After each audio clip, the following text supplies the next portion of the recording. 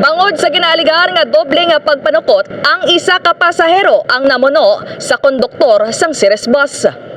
Pila sa nawala nga bahin sang tiyan ang naangkon sang isa ka konduktor sang Ceres bus matapos nga ginbuno sang pasahero sa barangay Poblasyon ni Laud, Barotac, Nuevo, Iloilo pasado alas 8 sang gabi, Pebrero 20. Ang biktima amo si alias June, 43 anyos, sang Barotac, Nuevo, Iloilo. Samtang ang suspect naman amo si alias Canor, 46 anyos, sang Dumangas, Iloilo. Sa interview sang K5 News FM Iloilo kay Police Lieutenant Cedric Cruz, ang officer in charge kan OIC sang Barotac Nuevo Municipal Police Station, ginpayag sini nga gikan sa Ceres Terminal sa barangay Buhang Haro ang bus.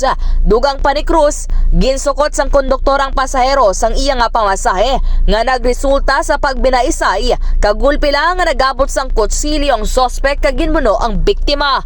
Base sa alegasyon sang biktima, nakainom sa makahulubog nga ilimno ng suspect sang nagsakay ini sa Ceres bus.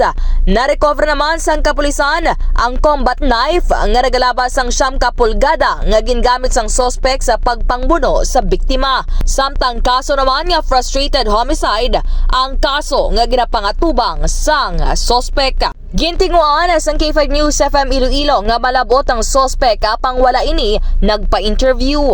Sa dugang nga pagpangusisa sang K5 News FM Iloilo, ginapayag nagbayad ang upod sang suspect sang 500 pesos kag imbes nga senselyuhan ginaligar liwat na nukot ang konduktor rason sang mainit nga komprontahanay. Nagkaroon ng sagutan. Nagkaroon na sila ng sagutan, yun yung sabi. Tapos, dahil doon nagkaroon ng sagutan, medyo nag-init ng sagutan nila, nagkuha ng kutsilyo sa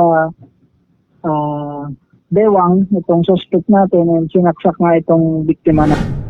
Sa karon, desidido nga magpasaka sang kaso ang biktima batok sa nasambit nga suspetsado. Base pa sa kilalang hulubaton, bayad muna bago sakay para hindi na maglabot pa sa pagbinunanay. Balita gikan dari sa probinsya sang Iloilo. Inisi ka K5 Kim Montaño Caluyo para sa kampiyon nga balita, serbisyo publiko kag kalingawan sa Iloilo. K5 News FM. Ang ining nga balita ang ginadulong sa inyo sang DTX Coffee Mix. Himo sa natural nga sangka pareho sang amarkuso, chia seeds, sugared cane extract powder. DTX Coffee Mix. Nakakapi ka na, naka-detox ka pa. DTX Coffee Mix. Mabakal sa mga butika.